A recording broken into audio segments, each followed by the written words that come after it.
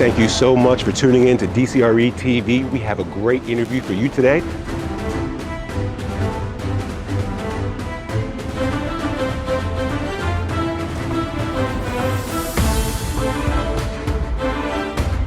Thank you for your time joining me on another Sunday afternoon, which is probably the only time slot I can get from you since you're so busy. And I'm probably borrowing that time from your family, so tell them I said hello and thank you very much. Yeah, thank you.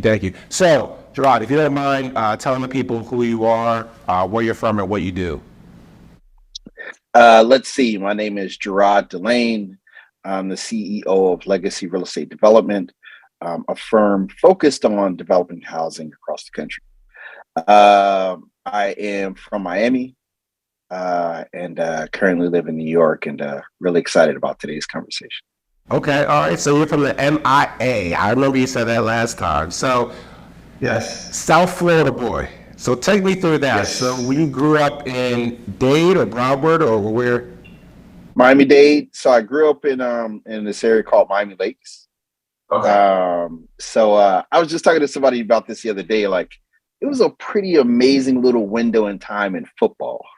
That the Hurricanes were having an amazing run kind of before and after that period.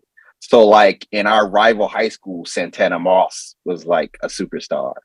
Wow. And like, I remember going to college freshman year and hearing about this kid McGahee that was like an incredible running back. And Andre Johnson like went to my church one summer. Like it just all these just like insanely talented individuals was kind of all around. It was a fun time. I in retrospect, I now see the benefits of learning teamwork at a young age that even now professionally still translates. Awesome. Okay, so you grew up in Dade County in Miami, to be exact, and then tell me how you got to Florida A&M. Yeah, so my dad went to HBCU called Miles College in Birmingham, Alabama, and my mom and dad used to take me to homecoming growing up. So my dad's a Kappa, so I used to go and see campus life at like a very young age and to see the joy of my father with his fraternity brothers. Okay. So at, 5 or 6, I was seeing 30-year-old Black men business people. Oh. That like they were doctors and lawyers and professionals and entrepreneurs and teachers. At a young age, that was normal to me. So fast forward to say, when I was time to go to college, I was like, I like the HBCU experience. Like, I kind of want that. So when I looked around in colleges, I wanted to study architecture, and FAMU in Florida had an architecture program, and it just checked off the boxes for me. I was done. That was it. That's where I was going. No questions. And so let's go into that FAMU experience. So tell me about, maybe when you first started at FAM, freshman year, sophomore year, like how was that architectural program there?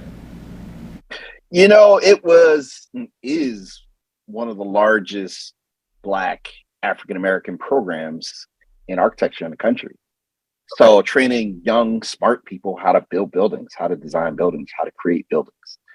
So similar story, like I went in at 18, 19, and like it was around all these really smart people. I felt like this is a really sharp and smart people I'm around.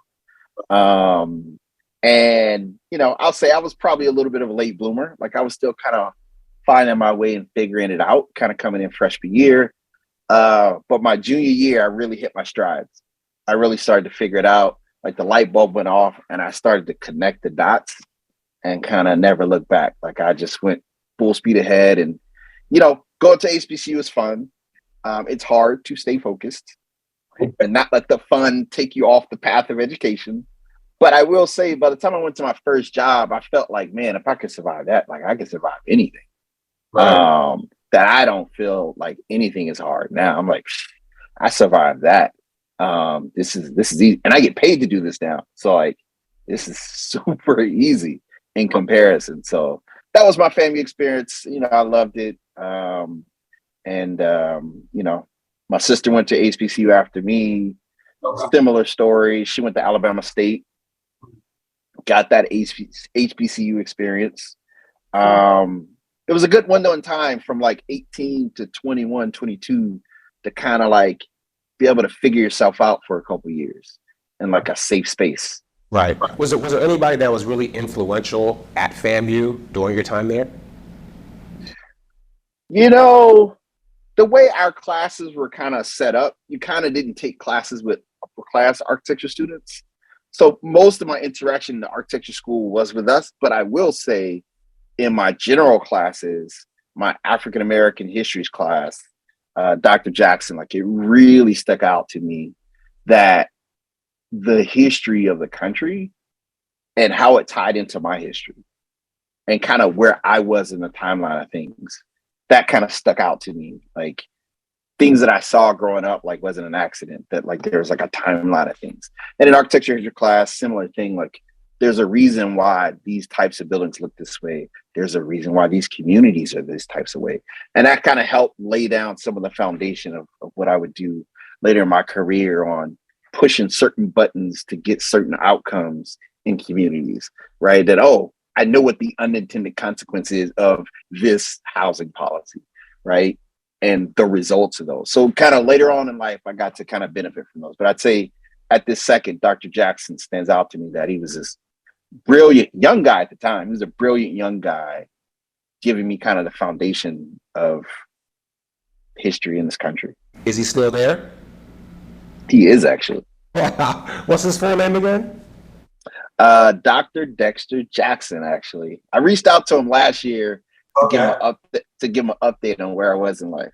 Awesome, man. Well, shout out to Dr. Jackson. I'm sure he'll see this interview and appreciate your commentary. So I think, okay, Jerrod, so appreciate that insight about FAMU. I've heard great things about the school. So let's go into what happened after you graduated from FAMU. What was the first job you had graduating college? So first job I got was with Forum Architecture and Interior Design from a FAMU graduate.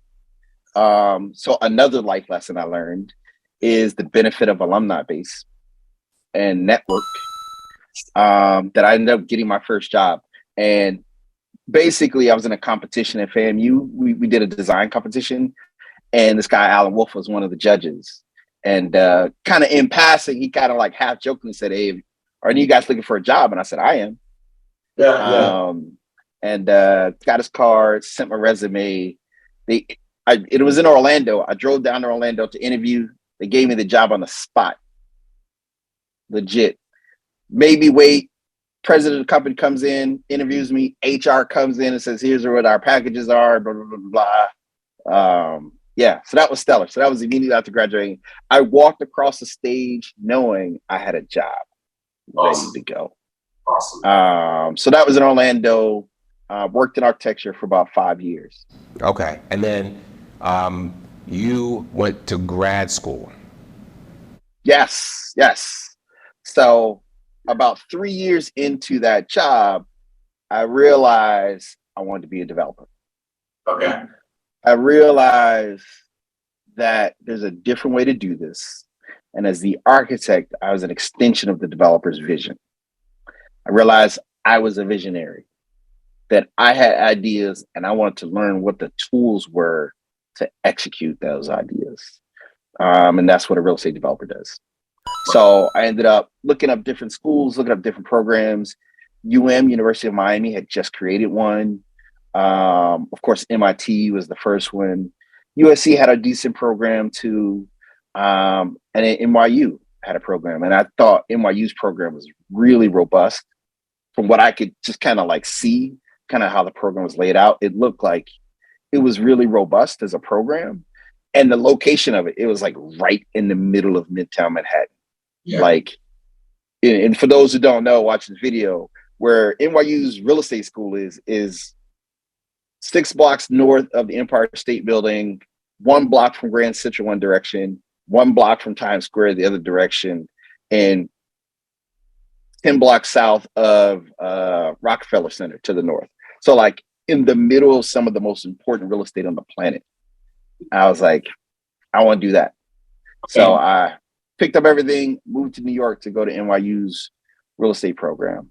Okay, so from Miami, you decided to go to grad school while you're an architect because you wanted to, you had your own visions of how property should be built and who they should be built for and where they should be built. So then you just weren't a single guy. You had a family. Yes, I did. I was married once, now married a second time. Beautiful wife, and three beautiful girls. Um, but yeah, I'd married a young lady from undergrad, went to FAMU, and we saw Orlando was a good stepping stone because a lot of us from FAMU went to Orlando from FAMU. It was, think about it, it's one of the like 2 or 3 major cities in the state. Uh, so there was actually a very big amount of FAMU folks there in Orlando. So, and it was separate from South Florida. South Florida is a big place with all kinds of distractions. So actually it was kind of nice to kind of be away from the distractions of South Florida to kind of grow as a young person. Okay, then. And how did you tell her, hey, babe, we're going to New York? What was that conversation like? Oh man, her and my mom. I was like, hey, I think I'm gonna go to NYU for grad school. And they were like I had like horns coming out of my head. Like, what are you talking about? I've never heard of that. I don't know anybody who's ever done that. Most of my family was like, you are insane. Why would you ever want to live in New York City? But yeah, I just was fearless at that moment in time. And I mean, that young lady eventually broken up. And yeah, I went to New York and I literally knew nobody when I made the decision to move to New York. I didn't know anybody, not a single person. So how did you, because New York can be such, hustle and bustle and fast paced. Everybody already got their own friends. Like, how did you, acclimate to that environment, to that, fast paced city, New York City? So I started connecting some dots early. So after I made the definitive decision to move to New York, I reached out to a family member who gave me a brilliant idea of applying to this place called International House, which is basically graduate student housing in the Manhattanville neighborhood, which is an awesome neighborhood in West Harlem. So like she just gave me good advice. That was a great decision. So I got an apartment on the water in West Harlem as my first place in New York City. It was fantastic. And then connected to my fraternity brothers. So the fraternity house for Kappa Alpha Psi is in West Harlem. So that also worked out that I was instantly plugged to that network. And then a good friend of mine from undergrad mentioned to me that another family person was at NYU too. So I reached out to her and she was at FAMU. She was at NYU. She started one semester before me. And she was kind of showing me the ropes when I first arrived at NYU. And I'd say the best advice she gave me was to get involved in all the school activities, panels, student government. She told me to get involved, and that was a life-changing decision. Awesome, man. Awesome, man. Well, just fun fact for you. You said at Manhattanville in West Harlem? Yeah. So, Yeah. fun fact, I was actually born in Manhattanville, New York, 133rd and Broadway. I love it. Right at the projects. Yeah. Yeah. 133rd and Broadway, Manhattanville projects, born. And then my mom and dad split up and my mom moved to Philadelphia, so I was raised in Philly. Gotcha. So born in New York, raised in Philadelphia. But that's cool that your first apartment was right around the way. So let's jump into how you acclimated to the city of New York by reaching out to your fraternity brothers, staying at the International House, and then how was your experience going to NYU? Was it what you thought it was going to be when you were in Southern Florida, or was it a little harder than you thought? Let's see. It was, I mean, I didn't know what to expect because I didn't know anybody that went to school. Only people I knew who lived in New York were New Yorkers. So like their like opinion of it was biased. Yeah. I didn't know many people who weren't from New York that moved to New York on purpose. So I didn't necessarily know. I just knew the program seemed really robust and I like was driven to do this. So I just knew I was driven and I wanted to do this. So I'd say my expectations were of the program, not necessarily the entire school, not necessarily on the city. I just figured like, I'll survive a couple winters and get the hell out of it.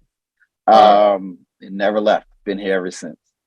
But no, the program was cool because it brought people from different backgrounds. So I was an architect, but like we were a minority. I'd say maybe 10% of us are architects, maybe 5%. A lot of folks came from banking, some from Wall Street, some from investment banks, some from construction. A quarter of us were international. So people were coming with different life experiences. So that was new for me because, you know, Central Florida is not super diverse. You know, FAMU is a HBCU, and South Florida is mostly Latino culture. But New York was the first time I got to deal and understand and learn from so many different cultures around the world, and not only just live in an international house, which is a whole other conversation, which is fantastic.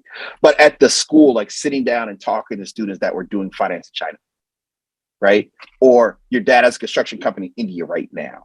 And just these different perspectives were coming to the classroom, which just made for a really robust educational experience. And all of the professors worked, which is a NYU thing. So at NYU, you know, I think like 70 or 80% of the professors work full time doing something else. Yeah. So they bring the real world experience into the classroom real time. Yeah. So like, this is what I talked to the bank yesterday. And here's the interest rates they're telling me. What do you think? What would be the best decision to make? That was just like awesome to be in the cockpit and be like, oh, like that's how these buttons work. Okay. These are my options, right? And, you know, at the time, this is 2010, 11, 12, this is how bad decisions turn out. These are the ramifications. Okay, let me not do that bad decision. Let me not do this bad decision. So it was a good learning period as a young person to kind of see a lot of chips fall down. Like, all right, here's some telltale signs. All right, let me at least not make those mistakes.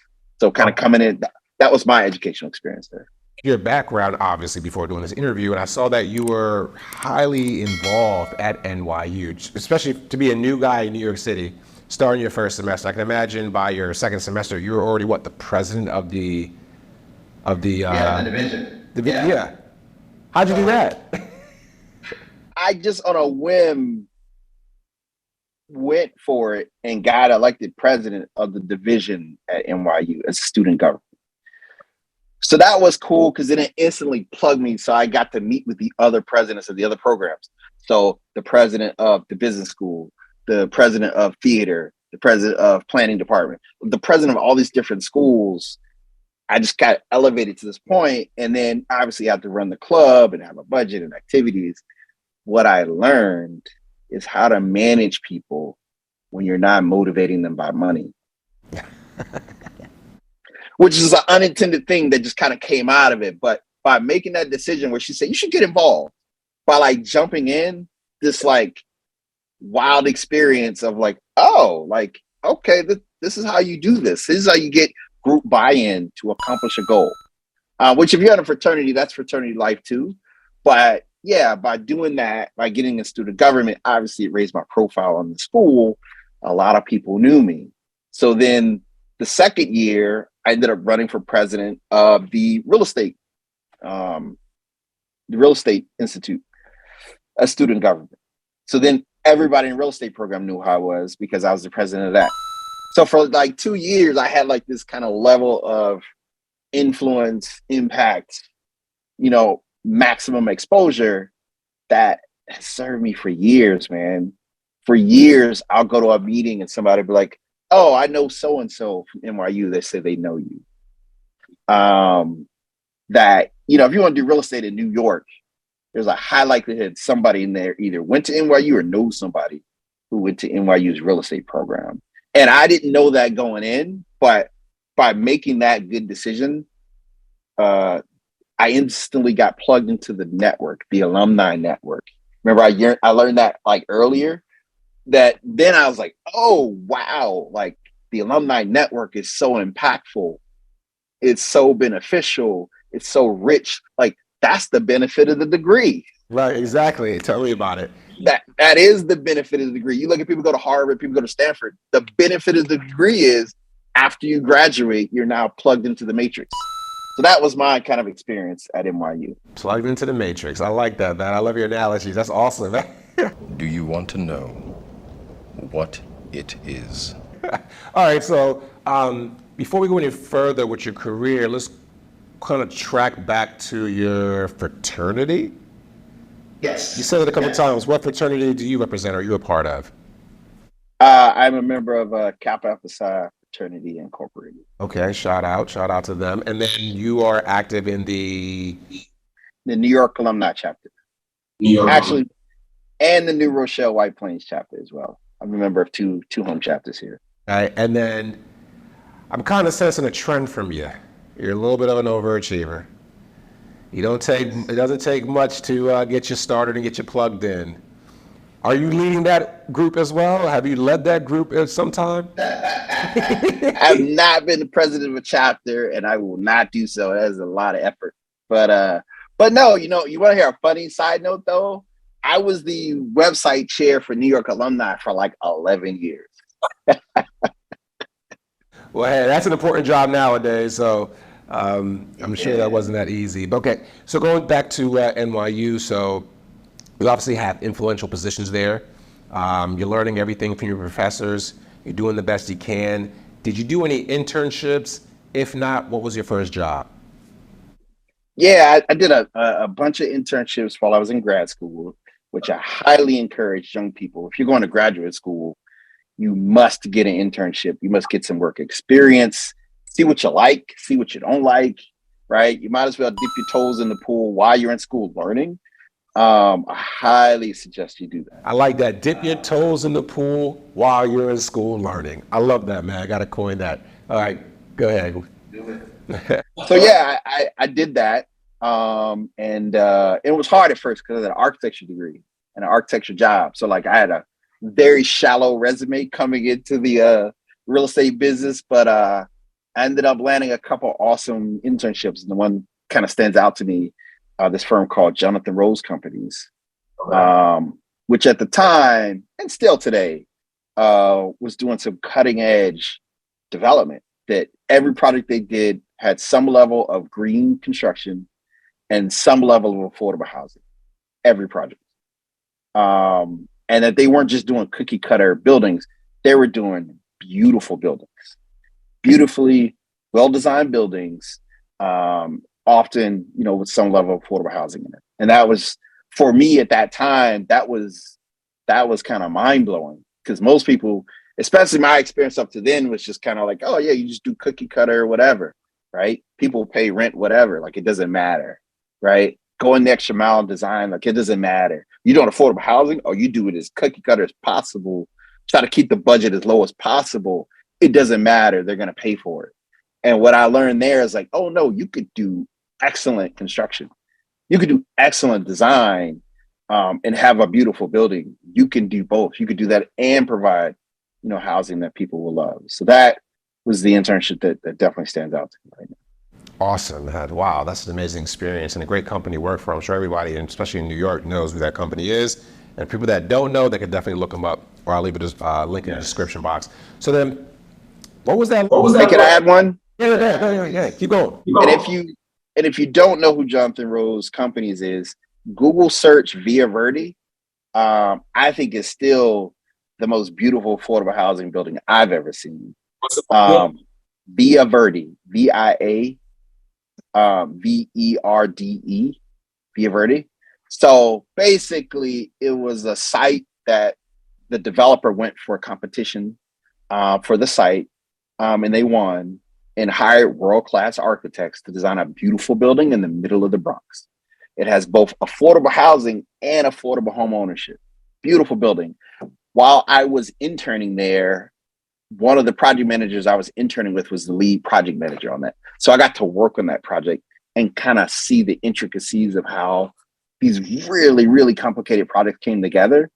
And that, even now, I drive by it in passing somewhere, and I'd be like, "That's a good looking building. That like stands the test of time." And a neat story: one of my fraternity brothers bought one of the home ownership units. Like, how cool is that, right? That you've created something that, like, years later, somebody's like, "Yeah, like I want a piece of that. Like, I got equity in that thing." Like, how awesome is that? Awesome, man. I guess that set you up for the rest of your career. What was your next job after that? Or let's rewind. You graduated from NYU. Let's go to the graduation. Yes. So a family flew up from Florida? Oh man. So it was my mom and dad's first time in New York to come to graduation, which is awesome. But now it was cool. And my sister came up too. So my sister caught the bug.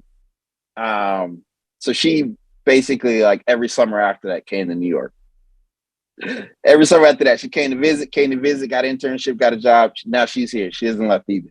Oh, okay. That's awesome. That's awesome. Yeah. And then, all right, so the graduation, you guys had a great time.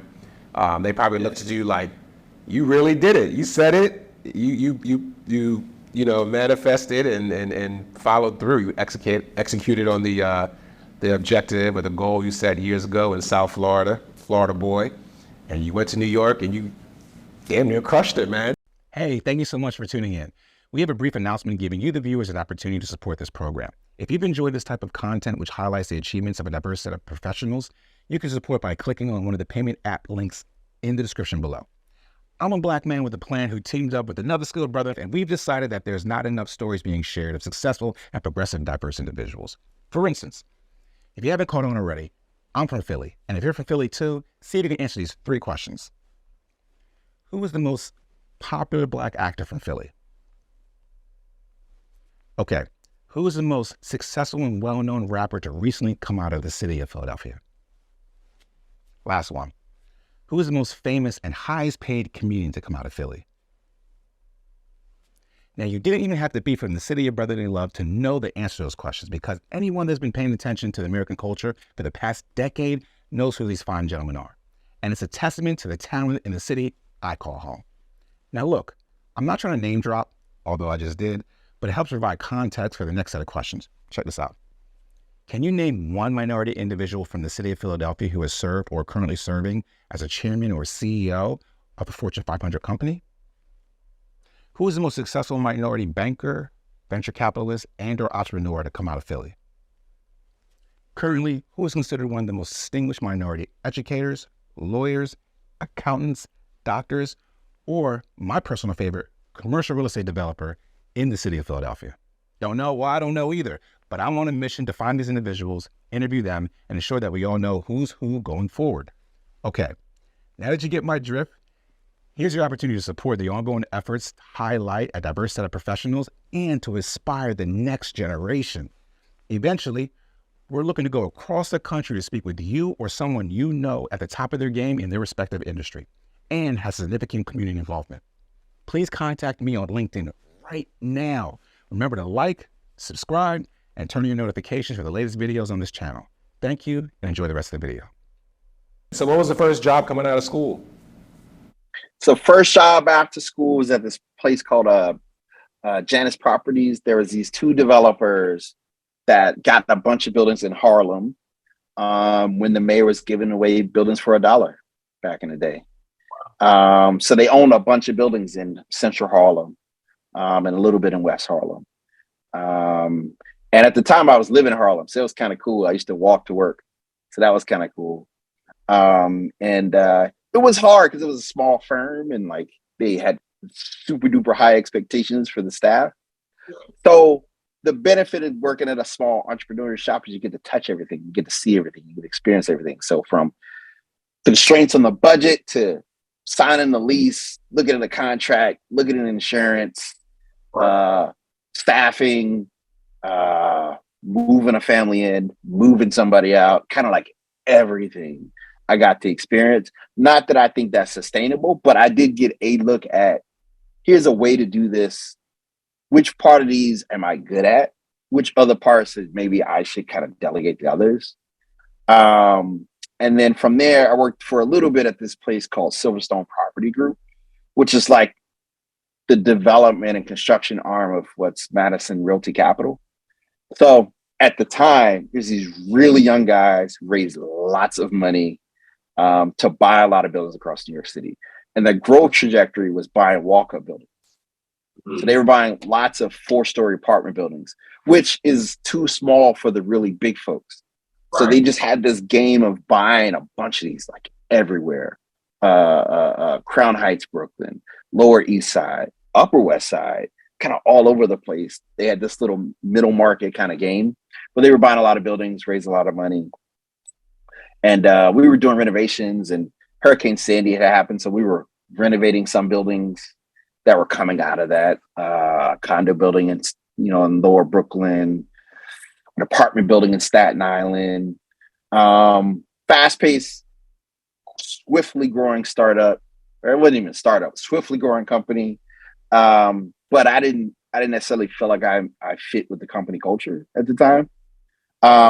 So I ended up connecting with this gentleman named Ed Poteet, that I hit him up because I was looking at another job to interview. And I said, hey, do you know anybody there? And he said, no, but I'm interviewing here.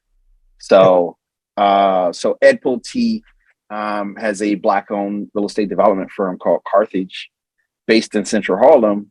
And at the time, I thought, like, you know what? Like, based on my trajectory right now, I could bring a lot of value here. That my construction experience, my design and building experience, my being able to kind of do everything experience, that I felt like at the time, like I could probably bring value here. I think I could do that. And that ended up turning out to be true. Okay. So then, all right then, so that covers a lot of your experience. Let's go to legacy development. Let's just jump right into it. So you are now the CEO and co-founder of Legacy Development. Tell me how you started. Why did you? I mean, there's the obvious question. Everybody wants to start their own company, have ownership, et cetera. I get that. But why specifically did Jerrod start his own development company? And I think I already know your answer, but I want to hear it from you. Yeah, I mean, what I learned when I was at Carthage is that entrepreneurship is really the lane that I enjoy being in. And if you look at the couple of jobs I had before that, like I was at smaller entrepreneurial shops, and like I'm comfortable in that environment, and I kind of thrive in that environment. I'm not saying everybody can or should, but that's just for me personally. That was my trajectory, and that's what I enjoyed. And the men and women I saw doing that, like I aspired to that. So like Dewana Williams, Sean Bell, Rob Horsford, all these folks I was seeing, I was like, yeah, like I want to do it like that.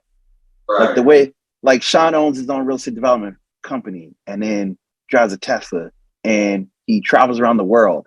I want to do it that way. And I'm not saying everybody could or should do it that way, but like that's for me kind of going through my paces. I was like, I want to do it that way. I want to be an entrepreneurial real estate developer that I'll do good things and I provide a pretty decent life for myself. And Ed once kind of half jokingly, but kind of serious said to me, he doesn't know a lot of guys and girls that stay in this business a long time and end up with no money. He's like, if you could figure out how to stay in the game, usually things pan out for you. You get some equity, right? That will grow over time. And they enjoyed a wildly successful growth in Harlem. But he was like, yeah, like if you could get in the game and figure out how to stay in the game as an entrepreneur, you'll probably be okay. So I've been on that path. So fast forward when I was spinning off from Carthage, to reaching out to a lot of folks and let them know. Me and Donahue Peoples III, we've been looking at deals at that point for a couple years. We looked at a few things, maybe put an offer on one or two things. But we seemed to get along well. I always felt like we got along well. And when the time was right, we were like, what if we like set up a vehicle where we like go after deals together? And we were talking to a few folks and we were like, let's do this. How about we, at that point we were talking almost 5 days a week. And we were like, maybe we should just like go into business together and like do deals together, like on an ongoing basis across the board. So me, him, and his father had a very long conversation, brainstorming session, and yeah, I mean the result of that is I've set up a legacy where we're focused on doing housing development across the country, doing mostly affordable because that's my background, right? That's a benefit I bring to the table, but also workforce housing, right? And also market rate housing, because as we all know, this housing crisis is on multiple tiers, right? We're not building enough single family homes. We're not building enough home ownership. We're not building enough affordable housing. We're not building enough housing for teachers, cops, and firemen. It's kind of all of the above, is at a deficit for the supply. And in the foreseeable future, we're not building enough to keep up with either of those. So that's kind of the space where we're looking to thrive. Where'd you get the name Legacy from? Now, legacy. So two things. So Donahue had came up with the name initially, and obviously because he's second generation developer. And then I actually loved it because in fraternity life, legacy is if you're a second generation in a fraternity or sorority. So for that, we had actually a couple other names that we kind of floated out there too, but that's what stuck. Okay, I'm sure you landed on that's one. So then, all right, so legacy development. So I recently saw that you all have closed or developed your first property. Yes. Okay, and that's in DC. Yes. Okay, so that was, I'm sure, how long did the process take from start to finish to get that property, executed? Oh man, by the time me and Donahue got together, he had been working on that already 3 years. And take another 2 years to get done. So, we have development's a long game, man. And I learned this years ago, like people working like brokerage, there's these kind of quick hits you get all the time. Whereas developers, we're like these big old whales. This is really slow, really long to do the thing that we're looking to do. So like each project takes 3 to 7 years to get done. That's crazy. Each one. And if you do it well, you get paid something in the meantime. But many times you don't. Many times you're just putting money out for a couple of years until you get it built, leased, and profitable to start taking money out of it. Yeah, so that was one that Donahue had secured the site, brought in a big nonprofit named NHP Foundation. They're a fantastic, nonprofit developer. We're looking at some other future opportunities with them. They're great. They have great, robust programs. And in the affordable housing space, I spent most of my time working with nonprofit organizations, faith-based organizations. Many of them have a mission. Lots of them have site control or have land, but they don't necessarily have the money or resources or network to actually get the development deal done. So that's kind of a benefit that we bring to the table. And I can imagine you all have a pipeline. You don't have to go into details about your pipeline, but I can imagine you're growing. Yeah, man, we are active, man. So DC is one of our focuses. Obviously Don Peoples, the second started his business there almost 40 years ago.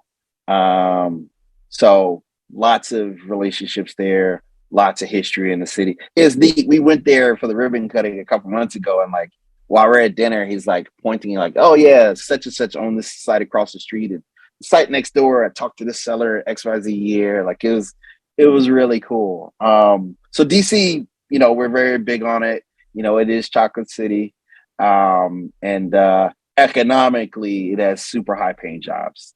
And high barrier of entry. So it's definitely somewhere we're focused, and it's definitely not building enough housing. But we're also focused on South Florida. Obviously I'm from there, but Donahue Peoples III, he's based there. We have a couple employees that work down there too. So we have boots on the ground in South Florida. So we are motivated in a market that, Florida's got its own issues going on, but South Florida is definitely at a housing deficit. So we're focused on building in South Florida, doing some development deals in South Florida, some public-private projects, some just straight-up private projects. Also Atlanta, also in Massachusetts, and of course, New York. Wow, you guys are all across the Eastern Seaboard. That's amazing. We are, man. We are, all those places I just listed have a housing shortage, right? Yeah, They need it. And most of them have diverse developers that could utilize partners, that could utilize help. So, we are very, very bullish on the idea of working with local partners. They have site control, they have opportunity. Maybe they run a nonprofit. They want to do affordable housing. They don't necessarily know how to do it. They don't know how to run through that 3 to 7 year process, right? From securing the capital, getting agency approvals, getting plans approved, getting a GC lined up. Like, that is some work, man. That's some work. And we're kind of set up to do that work. So, And I just want, while we have this discussion, let's shout out, Don Peebles the second and Don Peebles the third. Both of them are doing, big things in the industry for years, and he's leading the charge when it comes to affirmation building that they're getting ready to build, as well as just his leadership in the D&I space within the commercial real estate industry and what he's doing for young Black developers, the next generation, his son, as well as the ones behind him or in line, or his son's colleagues. So I'm glad you're a part of that extension, that family. That's an amazing endeavor. All the way as a Florida boy from Dade County, with big dreams as an architect, FAMU. You said, I'm gonna do this thing in New York City, and man, look at you now, brother. Who would have thought? But I'm glad. Yeah. I'm glad. Yeah, never guessed ever. Yeah, but that's why I wanted to get you on and thank you for redoing this interview with me. I wanted to share your story, because it's such an amazing story to share for the next developer. And let's also let's go back to FAMU. FAMU has, I believe, the first or the largest real estate program or club, I believe. They got a real estate club, a student-run real estate club, actually. Run real estate club, exactly. So they have people like you to look up to or reach out to, etc. You were also very influential in judging an HBCU case competition that was held in New York a few months ago. Yes. Yeah, that we that I will be having on this channel shortly. We're still in the process of editing it, but I talked to all the students and got all their perspectives about their experience at the 3-day Philip Payton Society event. So that's coming out. I'm glad you were, we were able to take part in that. And, as a judge, you got FAMU students presenting. I can imagine that was just serendipitous for you. It was surreal, man. It was surreal on multiple levels. For one, when I was a FAMU student, like, this did not exist. Yeah. Same here. I went to A&T. That did not exist, 10, 15 years ago. Yeah. Not exist at all. So as a young, 19, 20, 21-year-old, to be able to get this level of exposure and knowledge is just that's just absolutely phenomenal. So that was surreal. Also, we were doing that event, across the street from Rockefeller Center, right, which is one of the most iconic, development projects in the world still. So for these young, 19, 20, 21-year-olds to be in the middle of some of the most important real estate on the planet and to learn how to do it at a very high level was very surreal. And it was very, very cool to be there and be a part of it. I can imagine. I'm so glad you were able to take part in that. And we're going to keep on doing this every single year. So if I can continue filming that, and Cornell and the Payton Society at Cornell can continue hosting that in New York City, which I think there's no better city to have that type of event. And to your point, when you were younger and you were going to grad school, you said, man, if I'm going to learn real estate, what better city than New York City, right? So what better program than NYU? And there's a lot of great programs out there, but it's a little different at NYU. It's a little different. And as a grad, as an HBCU grad as well as an NYU grad, I can attest to that too. I mean, it's really set me up nicely in my commercial real estate career. But so I think we covered all of the basics as far as your background, your education, and your career. Let's go into some more leisurely talk.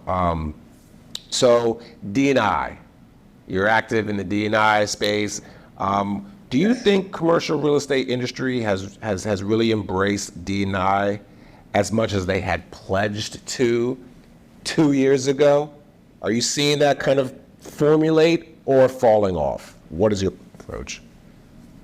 Yeah, I think it was definitely a more hyper focus 2 years ago. Like, we want to do the right thing, we want to do the right thing.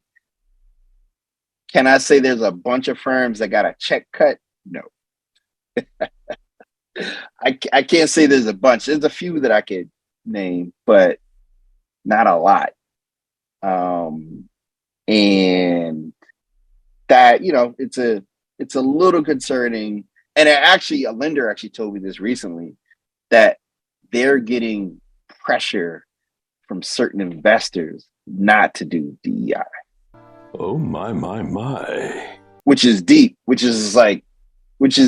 That's how you run the business, right? Your investors support the business model. Right. And it's like, wow, like that's deep. Like that's what DEI professionals are up against, is that there's a actual effort against making this important. Right. For sure. No, I definitely get you, man. That's unbelievable. And that's probably not everyone, but that happens here and there. And look, we got to keep on doing what we're doing. I see the amazing things you're doing at NYU. Matter of fact, talk about what you do at NYU post-graduation now. Yes, I've been a professor there, man, 8 years now. Wow. And it's been cool, man. It's been really, really cool. NYU has obviously been an important part of my life, and an important part of my trajectory. So I've been giving back, both as a professor, but even as an alumni. I love it. And teaching actually keeps me sharp. I tell folks, like, in order to teach, you got to be able to load this information to your brain, get to class, download it to other people in a manner which they'll receive it and use it. Like, that is an art form. And like, that art form makes me sharper professionally, I think. That's awesome.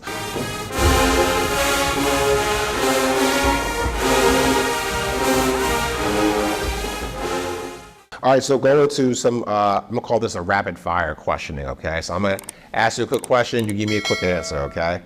And for starters, what's your favorite color? Blue. Okay, all right. What's your favorite song? Ooh.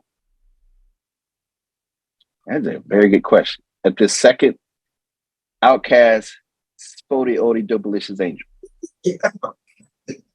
Classic. All right, what's your favorite movie? Friday. Damn! Friday, okay, that's a classic. All right, then. What's your favorite meal to eat? If you had, tomorrow wasn't promised, you had one meal to eat right now, what would that be? Burger and French fries. Burger and fries? A very good burger. A very, very good burger. Go ahead, Schack. Take a bite of the good burger and tell us how you like the good sauce. Pretty good. I'm in New York. I'm a bit spoiled. There's lots of very good options, but there's this place at Tribeca called Walker's. I don't know where they get the meat from, but it's like insanely good quality meat. But there's a bunch of good options in New York City, a bunch. All right, well, shout out to Walker's and Tribeca. All right, so then I'm going to slow it down a little bit more. This is more of a cool down questioning.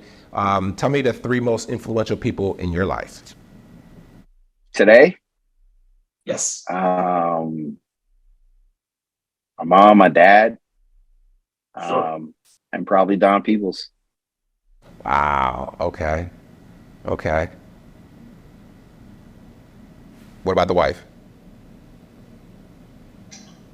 I would say that's most influential. I mean, she obviously is that's my rib. She's at my side, and she's walking through this journey with me, and supporting me in this journey too, which has been awesome. So like, she's kind of seeing me kind of like go through this journey and like find the openings and find opportunities. She's been my cheerleader, so it's been pretty amazing.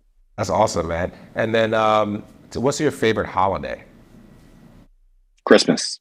Why? Because it's my birthday. Oh, really? Correct. And my day on birthday. Congratulations, man. So you have so I have a holiday birthday as well. Okay, which one? July 4th. Yeah.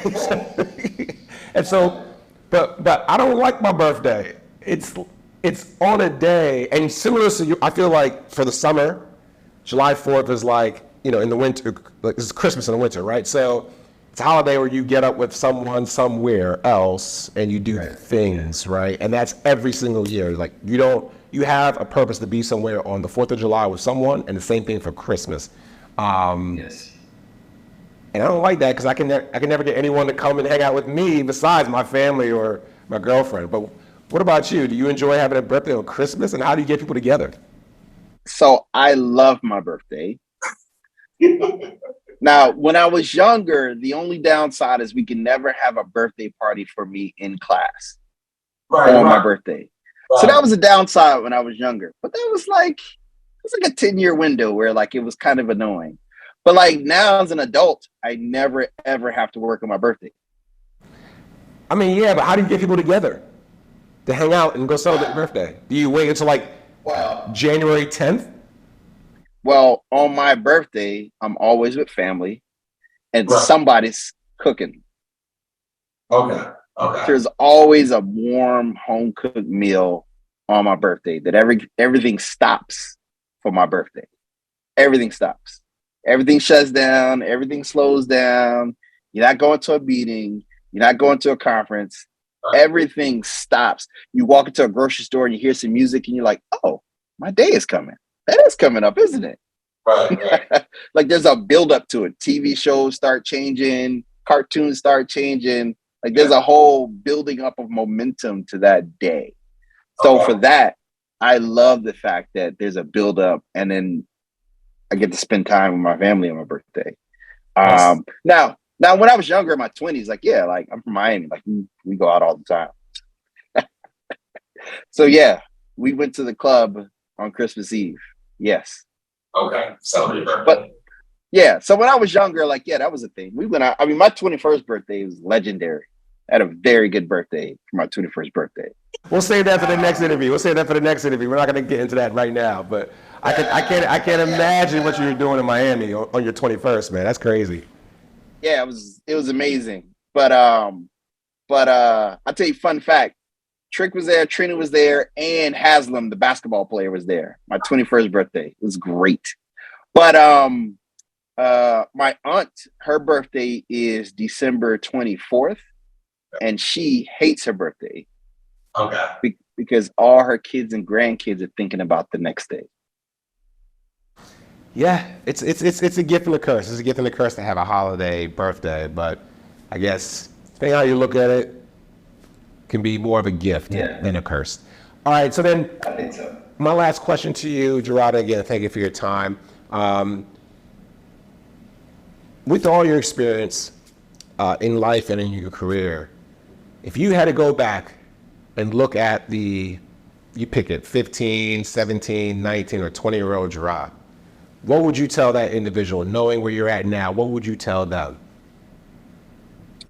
I would tell him to start saving and investing early. Everything else kind of sort of came together, but start early. That I didn't understand compounding at that age. Okay. I would tell young Jerrod, start doing that. My mom told me to buy a house in Tallahassee near campus, and I did not do it because I didn't want to cut the grass and take care of the house. Right. Okay. So investing early, saving early, that'd be great advice. Yeah, no, I wish I could have bought a house or something near campus when I was in college too, man. So that's great advice. It's probably something you want to save up to or get involved in. So anyway, Jerrod, thank you so much for your time. I really do appreciate you. Again, this is our second take, so I appreciate you giving me your time. Tell your daughters and your wife I said thank you for letting pulling you away on a Sunday. But again, if you need anything, let me know. I would love to, anywhere you're at, whether it's New York or DC, I got the camera crew. We would love to capture you and your element doing your thing on these projects, etc. free of charge, let me know, and we'll drop down anytime, man. And then if you need anything else, holler at me, as well as if people need to holler at you, what's the best way to get in touch with you? Be it LinkedIn? LinkedIn is probably the best way to reach out to me, I guess. You can find me on LinkedIn, Jerrod Delaine. We also have a podcast. So you can check us out on the podcast, The Intelligent Developers. Yes. You can hear a lot of things that's going on there as well. Yes, great podcast, by the way. You have some big leaguers on your podcast. I appreciate that, man. Great insight. All right, John. Well, thanks a lot for joining, man. I appreciate you, and I hope you enjoy the rest of your evening. Fantastic. Thank you so much. Take care.